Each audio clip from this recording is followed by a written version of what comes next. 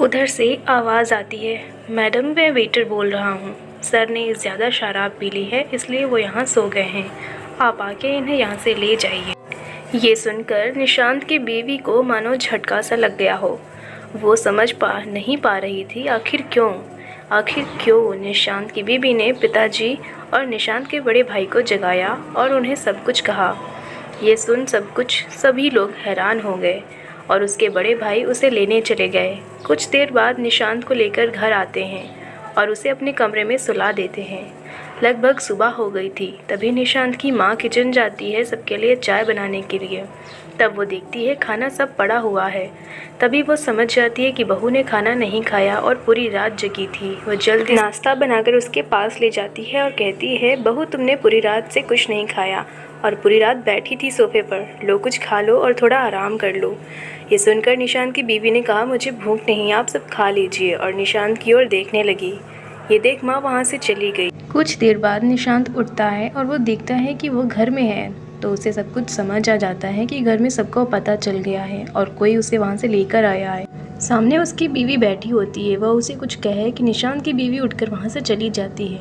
ये देख निशांत सोचता है कि उसे शाम को मना लूँगा, फिलहाल ऑफिस चला जाता हूँ। ये सोचकर निशांत तैयार होने चला जाता है। जब वो तैयार होकर हॉल में आता है तब वो देखता है कि सारा परिवार वहाँ बैठे रहते हैं। तब निशांत अब सबके पास जाता है और सबको सारी बात बताता है कैसे उसे पोस्ट से बदले दिया गया और वह दुख होकर शराब पीने चले गया और निशांत सबसे माफ़ी मांगने लगता है। घर वाले उसे कहते हैं, ये तूने ठीक नहीं किया, तेरी वजह से बहू पूरी रात यहीं बैठी रही और भूखी रही, ये इंतज़ार में कि तू आएगा और साथ बैठकर वो खाना खाएगी, और तू वहाँ बैठकर शराब पी रहा था। क्या यही दिन देखने के लिए तुझे इतना पढ़ाया लिखाया, इस काबिल बनाया? अगर माफ़ी मांगनी है तो बहू से मांग।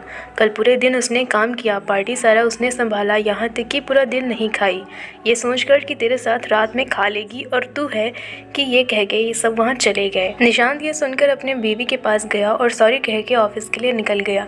ये देख उसकी बीवी को समझ नहीं आया कि ये कुछ क्या था। बस एक सॉरी और बात खत्म। पूरा दिन जिसके लिए काम कर रही थी, भूखी रही कि उसके साथ खाऊंगी। रोज सुबह उठ के चाय बनाती हूँ, नाश्ता बनाती हूँ, टिफ़िन बनाती हूँ, वो वहाँ मुझसे झूठ बोलकर पूरी रात बैठकर शराब पीता रहा और यहाँ मैं उसका इंतज़ार कर रही थी। क्या यही प्यार था उसका? क्या इसे प्यार कहते हैं? क्या उसका पोस्ट मेरे से ज़्यादा ज़रूरी था? यही सब वो पूरा दिन सोचते रह गई। देखते देखते शाम हो गई और सब घर पर आ गए। निशांत आते ही बोला, माँ भूख लग गई, खाना निकालो जल्दी से, मैं कपड़े बदल के आता हूँ। निशांत कपड़े बदल के आके डिनर टेबल पर बैठ गया। फिर बाकी सब भी आ गए और खाना शुरू हुआ। खाना खाने के बाद रोज़ की तरह निशांत की बीवी आखिरी में खाना खाने बैठी। वो अपना खा के जब अपने रूम में गई तो देखा निशांत सो गया था। ये देखकर वो अंदर से और रुठ गई कि कैसे निशांत इतना जल्दी सब कुछ भूल सकता है, सारी बातों को। कैसे निशांत बिना कुछ ठीक किए रह सकता है? कैसे उसके मन में नहीं आया एक बार भी कि उस रात उसकी बीवी उसका इंतज़ार कर रही थी भूखे पेट? क्या निशांत को कुछ फ़र्क नहीं पड़ता मेरे होने या ना होने से? क्या निशांत के लिए ये सब एक आम बात है? क्या निशांत को झूठ कहना ज़रूरी था? क्या मैं इतनी भी उसे ज़रूरी नहीं लगती कि वो मुझे सच बता सकता? क्या निशांत ऐसे पहले भी झूठ कहा होगा? कितनी बार मुझसे ऐसे ही झूठ बोलकर वो निकला होगा घर से? ऐसे ही कई सवाल मन में रखे पूरी रात वो सोचती रही और फिर सोचते सोचते सुबह हो गई। फिर रोज़ की तरह सबके लिए चाय बनाया, नाश्ता तैयार करना, टिफ़िन देना, ये सारे कामों में लग गई। वहाँ निशांत उठ के रोज़ की तरह तैयार होकर हॉल में आया और अपनी बीवी से टिफ़िन मांगने लगा। ये देख उसकी बीवी सोचने लगी, क्या ये सब भूल गया इतनी जल्दी? क्या इसे कुछ याद नहीं उस रात के बारे में? और उसने टिफ़िन दे दिया और सब ऑफिस चले गए। सारा काम खत्म होने के बाद निशांत की बीवी अपने रूम में गई और उसके मन में आया कि यहाँ किसी ने निशांत को दोबारा कुछ नहीं कहा। यहाँ तक कि मैं रोज़ उदास रहती हूँ, ये देख कर भी कोई मुझसे एक बार भी नहीं पूछा कि क्या हुआ, ऐसे उदास क्यों हूँ? क्या निशांत ने नहीं मनाया? कुछ भी किसी ने नहीं कहा। अचानक से खड़े होकर उसने अपने आप से कहा, जब किसी को यहाँ मेरी ज़रूरत ही नहीं, जब किसी को कोई फ़र्क ही नहीं पड़ता कि निशांत ने झूठ बोलकर वहाँ शराब पीने गया। सबको अपना अपना काम दिखता है, लेकिन मैं जो रोज़ अंदर हज़ारों सवाल लेकर बिना कोई काम रोके काम करती हूँ, ये किसी को नहीं दिखता। अगर ऐसा ही है तो मुझे यहाँ रहने का कोई हक नहीं। जब किसी को कोई फ़र्क नहीं पड़ता, किसी को कोई कदर नहीं एक औरत की, वो अपना सब कुछ छोड़कर किसी के घर को सच्चे दिल से अपनाती है और उसका अपना घर समझकर सारा टाइम घर को संभालने में लगा देती है। और बदले में ये उम्मीद, ये चाहत रखती है कि उसका परिवार उसका साथ दे, उसका पति कभी उससे झूठ बोलने की ज़रूरत ना पड़े। क्या इतनी सी बात उम्मीद रखना गलत है? और फिर वो फैसला कर लेती है कि वो अब उस घर में नहीं रहेगी जहाँ उसकी कदर ही नहीं। ये सोचकर वो अपना सामान पैक करना शुरू कर देती है और फिर वो सारा सामान लेके हॉल में आती है। ये देख निशांत की माँ हैरान हो जाती है और वो उससे पूछने लगती है, क्या हुआ बहू, सब ठीक है ना? ये सब सामान लेके कहाँ जा रही हो? निशांत की बीवी कहती है, मुझे यहाँ ठीक नहीं लग रहा, मैं कुछ दिन के लिए अपने माँ पापा के घर जा रही हूँ। ये सुन निशांत की माँ घबरा गई, लेकिन जैसे वो और कुछ कह पाती तब तक निशांत की बीवी वहाँ से चली गई थी। ये देख निशांत की माँ ने तुरंत निशांत को कॉल किया और उसे सारी बात बताई। ये सुन निशांत को थोड़ा समझ आ गया कि उस दिन की बात को लेकर अभी तक वो नाराज़ है। उसने माँ को कहा, आप टेंशन मत लो, वो ऐसे ही मिलने गई होगी, शाम को आते वक्त मैं उसे घर लेके आ जाऊँगा। ये सुनकर निशांत ने कॉल रख दिया और अपने कामों में लग गया। जब शाम हुई, निशांत ऑफिस से निकल कर अपने ससुराल चला गया अपनी बीवी को लाने के लिए, लेकिन उसकी बीवी आने से मना कर दिया और कहने लगी, मुझे कुछ वक्त चाहिए, अकेले रहना है, जैसे ही मैं ठीक हो जाऊंगी मैं अपने आप आ जाऊंगी, वहाँ आप चले जाओ। ये सुन निशांत ने अपनी बीवी को मनाने की कोशिश करने लगा, लेकिन कहते हैं ना कि हर चीज़ का एक वक्त होता है, अगर वो वक्त निकल जाए तब आप चाह कर भी कुछ अच्छा नहीं कर सकते। कुछ ऐसा ही यहाँ निशांत के साथ हुआ। जब बीवी घर में थी तब निशांत को एक बार भी ख्याल नहीं आया उसे मनाने का, एक बार भी ख्याल नहीं आया उससे बात करने का। और आज जब वो घर से चली गई तब उसे होश आया, मुझे बात करना चाहिए। बहुत मनाने के बाद जब वो नहीं मानी तब निशांत ने बीवी से पूछा, तुम किस बात को लेकर नाराज़ हो? मैं शराब पिया इसलिए ना? अगली बार से मैं नहीं पीऊँगा शराब, अब माफ़ कर दो और चलो घर। ये सुन बीवी ने कहा, नहीं, मुझे इस बात का इतना बुरा नहीं लगा कि आपने शराब पिया, मुझे उस बात का बुरा लगा कि आपने मुझसे झूठ कहा। आप मुझसे झूठ कहकर घर से गए, एक बार भी आपको मेरा ख्याल नहीं आया। न जाने आप पहले भी कितना झूठ बोले होंगे या आगे कितना बोलेंगे। ये सुनकर निशांत को गुस्सा आया और उसने कहा कि तुम बस एक झूठ को लेकर इतना बड़ा हंगामा कर रही हो। एक झूठ ही तो था, और कौन सा मैं किसी लड़की के साथ था पूरी रात जो ऐसे बोले जा रही हो। आखिरी बार कह रहा हूँ, चलो घर, मेरे पास इतना वक्त नहीं है कि बार बार यहाँ आके तुम्हें समझाता रहूँ। ये सुनकर बीवी ने सीधा कहा, आप जा सकते हो, मैंने आपको नहीं रोका है, खाना बना है, खा के जाना। ये सुनकर गुस्से से वहाँ से निकल गया बिना खाए। ये देख बीवी रोने लगी। वहाँ जब निशांत घर पहुँचा तब सब हॉल में बैठे थे और जैसे ही देखे निशांत आ गया वो उससे पूछने लगे, अकेला आया, बहू कहाँ है? ये सुनकर निशांत को समझ नहीं आया कि वो क्या बोले सबको। उसने फिर भी कह दिया कि आ जाएगी कुछ दिनों में और कहकर अपने रूम में चला गया। फिर अगली सुबह हुई तब निशांत के पिताजी बोलने लगे, बहू, ओ बहू कहाँ हो, अभी तक चाय नहीं मिली मुझे। ये सुन निशांत की माँ ने कहा, बहू कहाँ है? आप भूल गए, वो अपने मायके चली गई है। ये सुन वो थोड़े से उदास हो गए और फिर उनकी बड़ी बहू कुछ देर बाद चाय लेके आती है। कुछ देर बाद नाश्ता का वक्त होता है, तब घर में नाश्ता नहीं रहता है और वहाँ निशांत को हमेशा उसकी बीवी उठाती थी, जो कि अब घर में नहीं है तो वो खुद लेट उठता है। देखते ही देखते घर का सारा माहौल बिगड़ने लगता है। ना किसी को समय पर चाय मिलती है तो ना किसी को समय पर खाना। उनकी बड़ी बहू जॉब करती थी तो वो भी अकेले कितना कर पाती, जितना उससे होता वो करके अपने ऑफिस चली जाती। ये देखकर घर के सभी लोग परेशान रहने लगे। वहाँ निशांत का सारा काम, कपड़े से लेकर लैपटॉप, पेपर, सब उसकी बीवी लाकर देती थी। अब वो घर पे नहीं है तो निशांत को सारा काम खुद करना पड़ता है। इससे निशांत और भी ज़्यादा परेशान रहने लगा। वक्त बीतता गया, वहाँ निशांत की बीवी अपने माँ पापा का ख्याल रखने लगी और यहाँ निशांत का घर, जो एक हंसता खेलता परिवार था, वो धीरे धीरे टूटने लगा था। किसी को आदत थी नहीं कोई काम करने की, अब सबको काम करना पड़ता था। फिर जब निशांत को समझ आया कि वो ज़्यादा दिन तक नहीं रह पाएगा ऐसे, तो वो फिर बीवी को मनाने चला गया अपने ससुराल। लेकिन बीवी वापस जाने के लिए मान ही नहीं रही थी। उसका बस एक ही कहना था, मुझे आप पे भरोसा नहीं, आप झूठे हो और मैं उस इंसान पे अपनी सारी ज़िंदगी कुर्बान कर दूँ, ये मुझे मेरे मम्मी पापा ने नहीं सिखाया। तो अब जब तक मुझे यकीन नहीं हो जाता तब तक मैं उस घर नहीं आऊँगी। ये सुनकर निशांत कहने लगा, क्या तुम एक झूठ को लेकर अब तक इतनी बड़ी बात बना के रखी हो? क्या तुम्हारे मम्मी पापा ने ये सिखाया है कि अपने पति को, परिवार को छोड़कर अपने मायके आ जाओ? क्या यही प्यार है तुम्हारा? यह इतना काम मैं किसके लिए कर रहा हूँ? तुम्हारे लिए ना, हमारे अच्छी ज़िंदगी के लिए। और तुम हो कि एक झूठ को लेकर इतनी बड़ी बात बना रही हो। प्लीज़ मान जाओ, घर चलो वापस, दोबारा ऐसा नहीं होगा, मान जाओ। लेकिन बीवी नहीं मानी। उसने कहा, जब तक मुझे मेरा दिल नहीं कहता तब तक मैं नहीं आऊँगी, आप चले जाओ। और हाँ, खाना बना है, खा के जाना। ये सुन वापस निशांत अपने घर के लिए निकल गया। जब वो घर पहुंचने ही वाला था तभी उसे फिर से विदेश से कॉल आता है। वो साइड में गाड़ी रोक कर कॉल उठाता है। तब वहाँ बॉस उसे कहते हैं, बधाई हो निशांत, तुम मैनेजिंग डायरेक्टर के लिए अपॉइंट किए गए हो।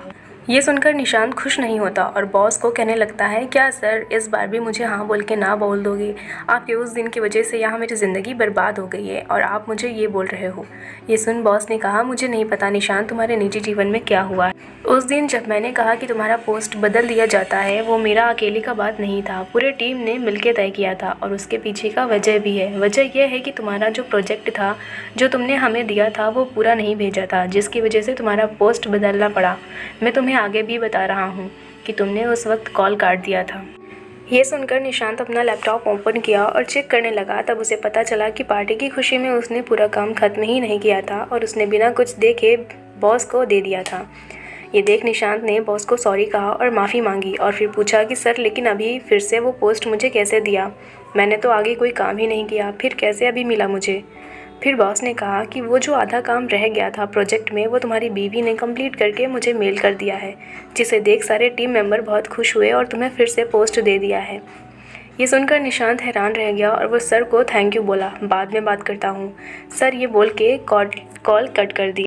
फिर निशांत बहुत रोने लगा और रोते गया। जिस बीवी को वो टाइम नहीं देता था, उसे झूठ कहकर चला गया। हमेशा वो घर के काम करती रही, लेकिन एक बार भी उसने उससे पूछना ज़रूरी नहीं समझा कि कैसे हो। लाओ मैं कर देता हूँ काम, या आराम कर लो बाद में कर लेना। हमेशा उसे गलत समझ रहा था और आज वही बीवी ने उसके झूठ बोलने पर भी, घर छोड़ने पर भी, पूरी रात उसे भूखा रखने तक लेके रोज़ घर के सुबह से शाम तक के काम कराने पर उसने अपने पति का काम किया, उसे ज़रूरी समझा। और वो भले मायके में थी, लेकिन वो काम अपने पति का कर रही थी, वहाँ रहकर भी, ताकि उसके पति का विदेश जाने का सपना, मैनेजिंग डायरेक्टर का पोस्ट जो उसके पति और उसके परिवार का सपना था, वो पूरा हो सके।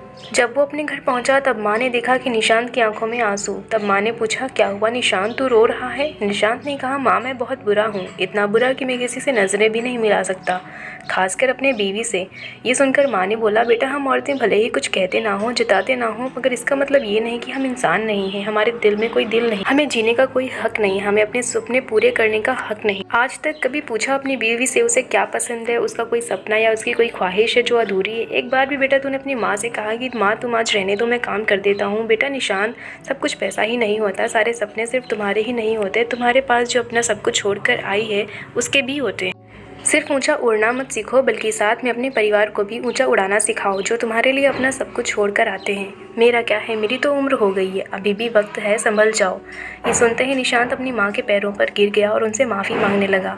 साथ ही वहाँ खड़े उसके बड़े भाई और पिताजी भी रोने लगे। तभी माँ ने निशांत को कहा, उठ जा बेटा, उठ जा, जा और मेरी बहू को कुछ भी करके ले आ, बहुत ही याद आ रही है उसकी। ये सुनकर निशांत रोते रोते अपने ससुराल पहुंचा और अपने बीवी के सामने गिर गया। तभी बीवी ने देखा, क्या हुआ निशांत, आप रो क्यों रहे हो? सब ठीक है ना वहाँ? तुम्हें कुछ हुआ तो नहीं? कुछ बोलो निशांत, मुझे डर लग रहा है। तभी निशांत का रोते रोते कहना, ज़रूर पिछले जन्म में कुछ अच्छा काम किया होगा, तभी जाके इस जन्म में तुम मिले, जो अभी भी मेरी और मेरे परिवार के बारे में पूछ रही हो, सोच रही हो क्यों हो तुम ऐसी, क्यों हो तुम मुझसे इतना प्यार करती हो? मैं लायक नहीं हूँ तुम्हारे प्यार के, मुझे मारो, मुझे मारो। ये सुनकर बीवी की आंखों में आंसू आते हुए, ये निशांत, मेरा तो सब कुछ आपसे शुरू होता है और आप पर भी ख़त्म। ऐसे कैसे मैं मुझे बोल रहे हो कि मैं मारूं? मैं मर जाऊंगी, लेकिन कभी आपको कुछ होने नहीं दूंगी। ये सुन निशांत की बीवी अपनी बाहों में ले लिया और रोने लगा।